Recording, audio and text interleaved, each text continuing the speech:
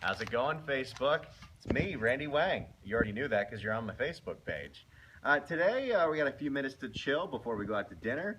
And I wanted to talk about, obviously I've been on this journey for 2.5 months now, and it's been incredible. And the response that I've been getting is so inspiring, and the fact that I'm inspiring you inspires me. But let's all remember that I've done this 4 years ago, and the thing that I haven't really talked about in detail is that I let it go. And so let's travel back. 2012, New Year's Day 2012, I hit what was my rock bottom then, which was the clock stroke midnight for New Year's Day 2012, and I was in line at Del Taco. So that was like, hey, maybe I need to do something different with my life because... The first thing you did that year was go to fast food. Well, I mean, I was still in line when it was 2011, and it became 2012. But yes, so I start off that year being like, wow, I'm really not accomplishing anything I want to in my life, and I've been pretty much single my entire 20s, and maybe this is why. So, because I put food first. Rebecca Parsons says, proud of you, Randy. Oh, hi, Rebecca. Oh, I haven't talked to her in a while. Hi. In 2012, that's when I first started, okay, the first thing I'm going to do is stop eating fast food, and that was not easy. But I tried to go to Trader Joe's and make hummus wraps every day. Then a month into that, I discovered the documentary Fat, Sick, and Nearly Dead, and that's what got me into juicing. And I started doing lots of research, and I went crazy with the juicing. I was so obsessed with juicing that even when I went to Coachella in 2012, I went home every night so I could make a juice. Also so I could shower and be a human being, because damn are those people stinky on day 3. But that's a whole other thing. And I did it nonstop, started feeling the incredible effects like I'm feeling now. And I also was slowly getting into working out because at 2012, I hadn't done anything outside of walking around the block a little bit. And the first thing I did was I would walk to the supermarket and back to get my groceries. And that was my exercise. And that was enough. And then I started to get more energy. So I'm like, okay, let me go to the track. The place I went to on Monday where I did the 3 miles, I went there. And I walked around the track once, and that was a 1/4 mile. Then I did twice, 1/2 mile. Eventually, I would walk a mile every day. And soon after that, I finally okay, let me start jogging. And I did that. And then I was able to jog a whole mile. And then I was able to jog 2 whole miles. And then in June of 2012, I did my first 5K, which is kind of full circle because I'm doing a 5K tomorrow at Universal Studios. What? We're going to do some live video from there, right? Woo-woo! We better. That's going to be awesome. So I did the pajama run in June of 2012 where I got to run in my Cookie Monster outfit, and it was fantastic. And then it started going gangbusters because the accomplishment of getting a 5K medal and knowing that I could do that. All right, I need a different dog. Where's the other dog? We lost a dog. We need a replacement Stand by, dog. Hold Come on. here. All right, she's ready. There we here. go. All right. We got our second dog ready to go. Debbie Burcola says, great job. Keep it up. Heart, heart, heart. Oh, I love Debbie. Thank you so much. So, then I got a bike for my birthday in August of 2012, and I started riding my bike everywhere. I worked 7 miles from home, so I tried biking to work and biking to work. And then, and this was a cheap little street cruiser, a beach cruiser, that I ended up getting hit on, but not fast. I was crossing an intersection, a car that was stopped didn't see that I was right in front of him, so he hit me. Wow. And the bike was crumpled. And I told that story on the air, and Avery, an incredible listener and someone who's on my Facebook page, who works at KHS Bike, says, hey dude, I love your journey, I love what you're doing, sorry to hear about your bike. Why don't you come down to the warehouse and we'll fit you up with something? And he hooked me up with my incredible KHS road bike that 2 months after that, I went and rode a 60-mile bike race for YSC, which is a young women's breast cancer charity. And I rode my bike all the way from Camarillo down to Manhattan Beach. And that was hell. But I did it, and I kept accomplishing things. Then in November, then that same year, around that same time, I also discovered raving. So I was going to raves and dancing for 8 hours at a time. So you were working a lot. Kurt Lance says, keep killing it. Oh, yeah. And November 2012, that's when my friend Juliet introduced me to Pilates. And I noticed that I had hit somewhat of a plateau in weight loss, and then all of a sudden it went even further and further. And before I knew it, I was going to 3 Pilates classes a week, which is nothing compared to what I'm doing now.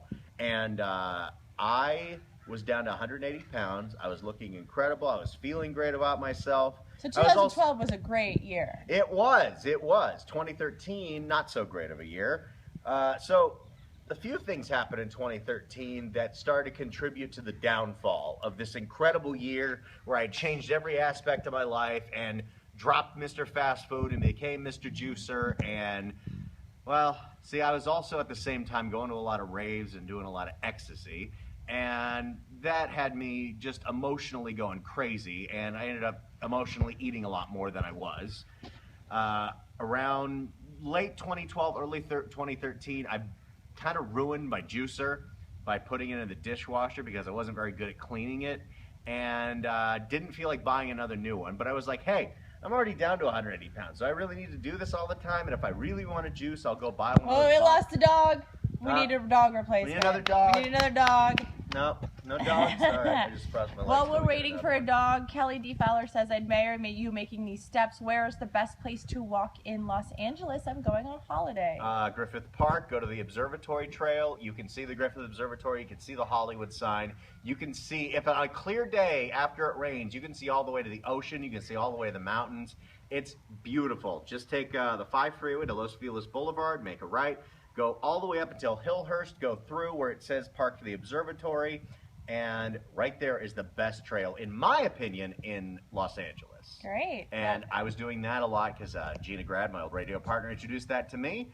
And so I was doing lots of stuff. Anyway, 2013, kind of slowed down on the juicing because I broke my juicer, and then I was like, screw it, I'll go buy a juice somewhere, or I'll buy bottled juice, or I'll go to a place like a Whole Foods. But I ended up just not doing it as much because I was like, hey, I've already accomplished my goal. Who cares now? What's the point?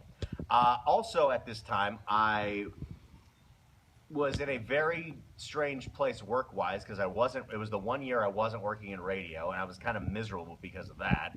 And I started emotionally eating more because of that. I started sliding back into drive-thrus, feeling like, you know, if I put on 20 pounds, what's the problem? I'm still be at 200 pounds. And slowly I let it get out of control to the point where in July of 2013, I was probably up to maybe 220, 230, and I wasn't really exercising as much as I used to. I was just kind of getting back into old habits of going to the drive-thru on the way to work and sitting at home playing video games all day. And then something happened that I didn't expect that might have had something to do with the fact that I was eating super healthy, and I went from eating super healthy to eating crap. Might have had something to do with that. I was smoking a ridiculous amount of weed at the time, but like I started to develop rosacea on my nose, and it was really embarrassing because I had all these red little scars on my nose. I still have a little bit of it today, but I noticed the healthier I eat, the less it flares up. But I started to feel so bad about the way my face looked that I was like emotionally eating, and I needed to compensate. And I figured, hey, if my face looks like crap, who cares what my body looks like? So, well, Bo Ballinger says, I love you, Randy Wang, and keep up all the hard work. Oh, thank you, Bo. Yeah. That's very appreciative. Anyway, so we cut to the end of 2013 where I finally got back into radio, but I had to start working morning hours. At the end of 2013, I met my girlfriend, which is one of the best things that's ever happened to me in my life. 2014 was an incredible year, but it was also a year of adjusting to a new lifestyle, which was being in a relationship, which is fantastic, and doing morning radio, which I was making so many excuses of. Well, I'm working morning radio. I don't have time to juice. I don't have time to do this. So I wasn't exercising. I was eating a ton. I was drinking a ton. I was smoking a ton. And by the end of 2014, I'd pretty much gained all the weight that I had lost in 2012. And at that point, something that happened to me that doesn't happen to a lot of people when you lose weight and you gain weight, or I guess it does, but I started to get comments on Facebook where, like, I get comments now where it's like, oh my God, Randy, you're doing incredible. This is so awesome. But I was getting comments that were, what happened? Randy, what happened? And because I was ashamed, I would get so defensive about this that I would lash out, that I would freak out, and then when I would get mad about it, I'd emotionally eat even more. all I cared about was eating my feelings at that point. So that slowly, just got more out of control, more out of control, and I started to feel like I was being shamed for who I was, not realizing that. I mean, it's okay to love yourself no matter what state your body's in, no matter what state your mind's in. You've got to accept who you are because you have to be around yourself all the time. So you damn well better like yourself. Arena Krista Derescu says, "You make it look so easy. Is it too good to be true? I wonder." Thank you. It's not easy. Easy. Here's the thing. It's easy once you get in the right mindset. If you're not in the right mindset, it's hard as hell. Especially if all you want is McDonald's, you're not going to like a juice. But you start slowly adding that into your diet, you start working out more, your brain will change, and then all of a sudden you're craving juice and you want to work out more, and McDonald's sounds disgusting. And I've done all this before, and then I lost it all, and I went back to all I want is McDonald's, and I started feeling bad about myself, especially because I lost all that weight and gained it back. I was ashamed to go back to Pilates classes because this is embarrassing, and now I'm huge and probably super out of shape. And so I just fell off of everything and went back to my radio lifestyle of working early in the morning and hitting drive-thrus on the way there, drive-thrus on the way home. And whenever I'd feel bad, I'd eat. Whenever I feel good, I'd eat. I'd find an excuse to eat because I was eating my feelings. And then when people would ask me about my weight, I would freak out because I'm like, why can't you accept me for who I am? And it wasn't about that. It was, I mean, now I see it as the legitimate question that it is like, why did I give up what I had? Because I didn't think that I had given it up. I wouldn't admit that I gave up the lifestyle that I chose. And then I switched back to a different lifestyle. Because that's what it is. It's a lifestyle. I can love myself as Fat Randy, and I have. And I can love myself as Thin Randy, and I have. But the lifestyle that I'm choosing now makes me feel better on a daily basis, makes me feel better about myself, makes other people prouder of me, makes everything better. And you got to remember, like right now, I've lost 30 pounds, and that's incredible, but I'm still 270 pounds. I'm still technically obese, probably morbidly obese, but I'm proud of myself. I feel great, and honestly, I've never worked out as much as I have nowadays, and I crave it. I took a spin class today. Even if it's the weekend, I don't make excuses. I love to work out. It is something that I look forward to, and that is something I had to train myself to do because, you've heard that you do anything for 30 days, you can make it happen. We finally got our dog. We got a dog back. Come on. All right. We've got our third dog of the show. Now, did you have a moment? Did you feel like your lowest that you triggered you back in? I know one of your triggers, but was there another one? Well, there were a few, but the obvious one is the Harry Potter experience, because I've heard, and obviously we're talking about food addiction, and Dr. Drew has always said that addiction starts to really become a thing when you see consequences. And I wasn't really seeing consequences outside of the fact that I had to buy all new clothes. See, in 2012, I threw away all my double XLs, and in 2013, I had to start buying them back. And it was embarrassing, but I made sure to save a bunch of stuff of my large clothes because I knew one day I was going to start taking this seriously again. And I also knew I could do it. But I was scared to get back into it. I was scared mostly just to admit that I had, let myself down. And so I was just constantly in a shame spiral. And the first time I took a Pilates class again, I was scared because when I first started taking Pilates in 2012, I was already in shape. Now I'm somebody who's 300 plus pounds trying to take a Pilates class, super out of shape. And the first class that I took, well, number one, nobody judged me. Nobody cares.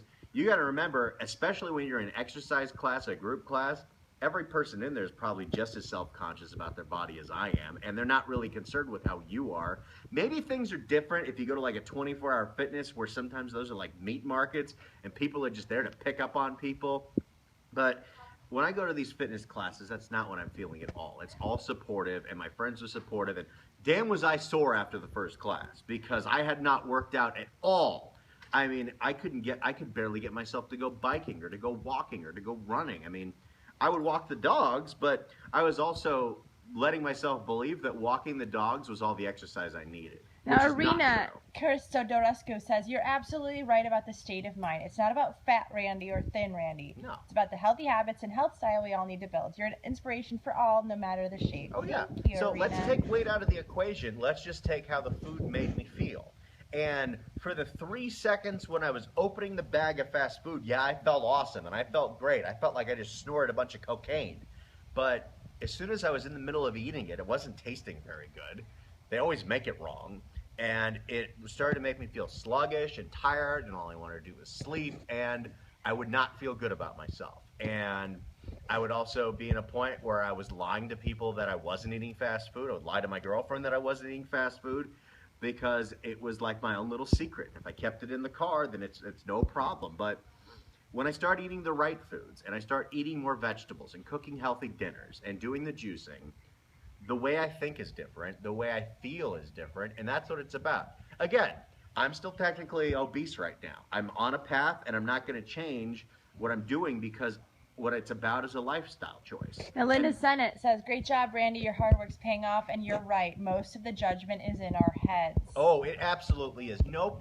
You know, what is the old saying? In your 20s, you think everyone is constantly talking about you. In your 30s, you start to realize maybe that's true, maybe that's not true. And in your 40s, you're like, no one was ever thinking about you to begin with. You are your own biggest critic, your own biggest judge, but you're also the only person that matters to be judging, you know? So you got to love yourself no matter what. And when you start to love yourself no matter what, you will feel ways to improve yourself. But the easiest way to feel better about yourself is to eat better food. And if that seems really hard, just start slowly. Start supplementing, you know? It's like every day is a battle. And if you know that you're going to have certain pitfalls and you know that you're going to crave McDonald's, well, the second you're not craving McDonald's, shove a juice down your throat. Have a vegetable. And you're slowly but surely, the right chemicals and the right nutrients are getting in your body to the point where, I mean, it's so simple to me now, but it made no sense to me when I was eating crap, but you think differently. You feel differently. You crave different things. You detoxify your body. So it's like, you know, when I first started getting back into this, it was like I was still trying to not go to the drive-thru, but I would break down. And I would, no, I gotta have it. I gotta have it. So when I'm not doing that, I have to be doing good things. So I'm constantly in a battle. And right now, the good side is totally won. And I feel great about myself, and I feel proud about myself. And I love talking about exercise, juicing, eating healthy dinners. We do the cooking videos at least once a week. And Tony Rodriguez says, keep it going, Randy. And I have to ask you, since you've already lost weight and then let yourself go back, now that you're on the journey to lose weight again, do you think there will be a time that you will let yourself go again?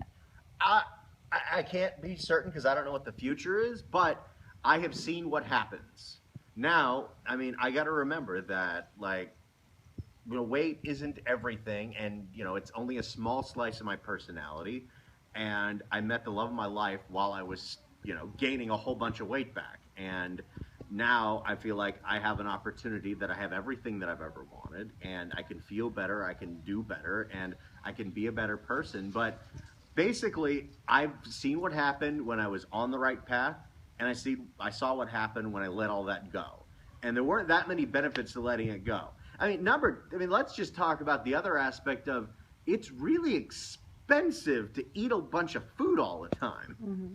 Like, I used to trick myself into thinking that juicing is like too expensive, I can't afford it, because honestly, and this is a whole other aspect that is a big deal, and it's something that, you know, really took effect to my whole psyche and mentality, is from 2013 through almost most of 2015, I was making like $400 a week. That's it. And when you make barely any money and you freak out about money, you start, you know, you have to budget every meal. But I'd start doing math in my head and thinking, well, juicing's going to cost me like $7 or $8 a juice. There's no way I can afford that. Meanwhile, I go to McDonald's and I spend $12. So it doesn't make any sense, because the idea when you get to the drive-thru is, okay, I'm just going to get 2 or 3 things on the dollar menu. But that never happens. I mean, I was also high as a kite most of the time. And as soon as you get there, you're like, oh, well, you start to think a few things. Number one, you start thinking, I don't want to be here, so this might be the last time I go to McDonald's for a really long time, so I better get the fillet of fish and the McChicken and the spicy McChicken and the McDouble and the jalapeno McDouble and a fry and a drink, because this might be the last time ever I go to McDonald's. And then next week I would do the exact same thing. Meanwhile, I would overdraft on my account every single month because I was wasting money on fast food. And I go to my bank statement, and my rent wasn't that expensive, and I don't have a car payment. It was all going to food, all going to food. Well, now, Linda Sennett says, I'm fine that I'm always trying to feed my emotions. And since that is impossible, which you're right, no matter what I eat, I'm never satisfied. I definitely feel better when I pinpoint what I'm feeling and find a non-food alternative to help myself feel better. Thank you, Linda. I gotta say, one of the reasons why I would be so emotional and so upset was that the body requires physical exercise. The mind requires physical exercise. It is an incredible stress reliever. Sweating out, you literally sweat out your emotions. I really believe this, and you're going to be in a better mood. It doesn't matter what it is. It could be walking for an hour. It could be biking for an hour. It could be taking a yoga class. It could be swimming in the pool, which seems like a leisurely activity, but it's one of the best exercises in the world. It's why we need to get a pool. Anyway, and I would say that improved my mood. And every time I take an exercise class, it improves my mood because you accomplish something. You're sweating out all the bad feelings. You leave your emotions at the door, and you just work on yourself. And there's no way you can't be proud of that. And when you start feeling better about yourself, you start thinking, okay, well, I want to feel even better. So you need to start eating your damn vegetables, kids. It's funny because, as a kid, you hate vegetables. All you want to eat is French fries and all that crap.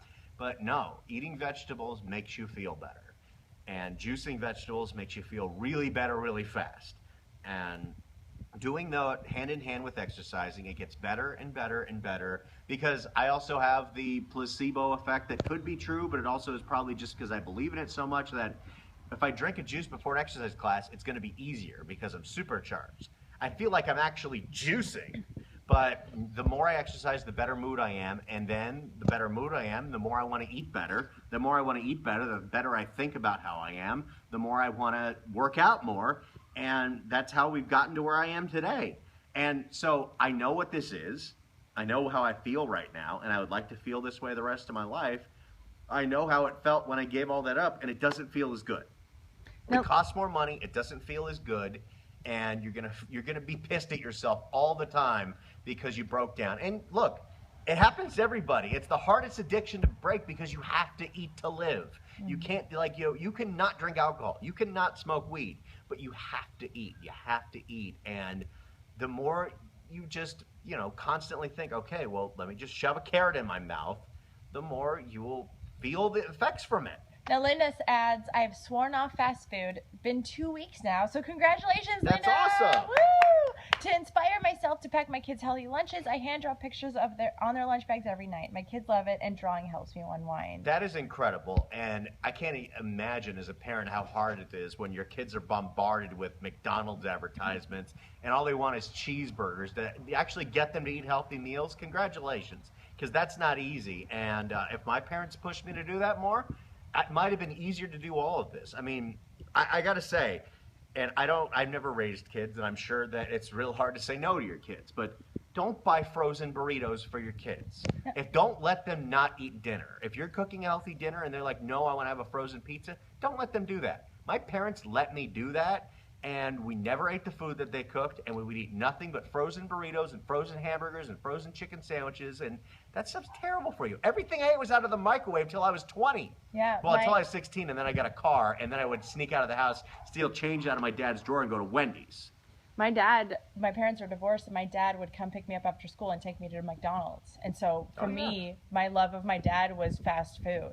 Oh, that's how I connected through my dad, was we'd connect through food, and we'd share meals, and on the weekends we get the treat of going to fast food, and it was so great.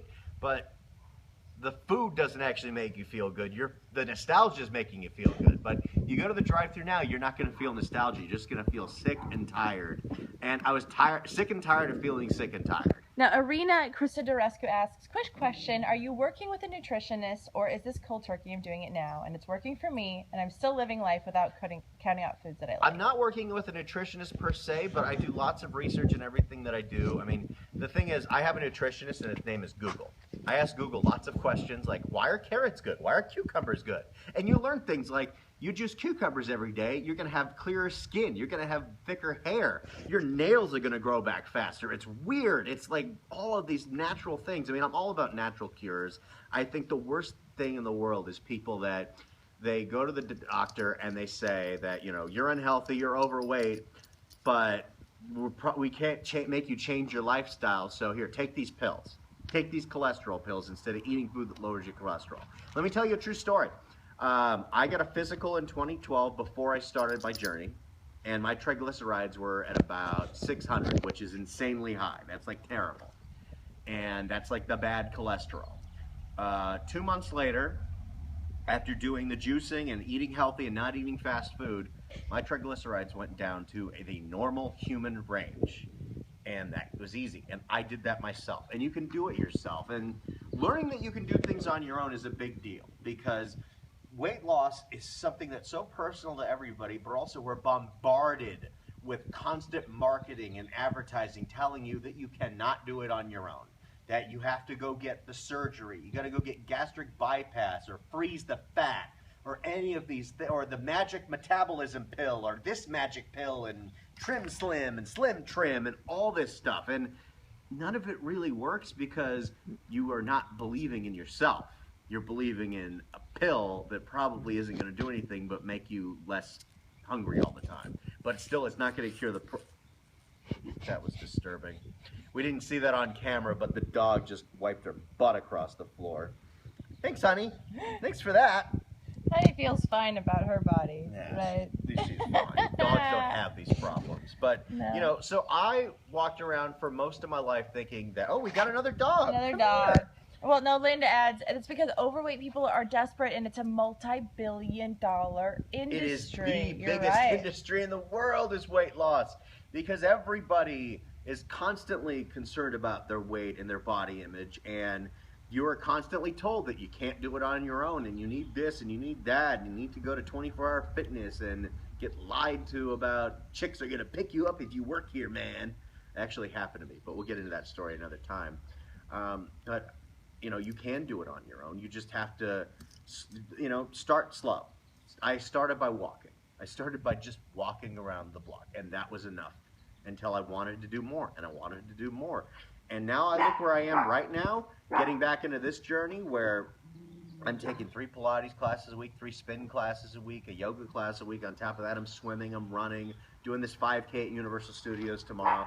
And I look forward to doing this, and I'm proud of myself for doing this. And it kicks ass, and I feel incredible. And also, a lot of this working out isn't that expensive. I mean, I do ClassPass, that's $120 a month, but you can go run for free. If you have a bike, you can bike anywhere for free. I think that's some good advice to end this segment with. It's like, you don't need a lot to change your life. It definitely starts with baby steps, but you got to take it seriously.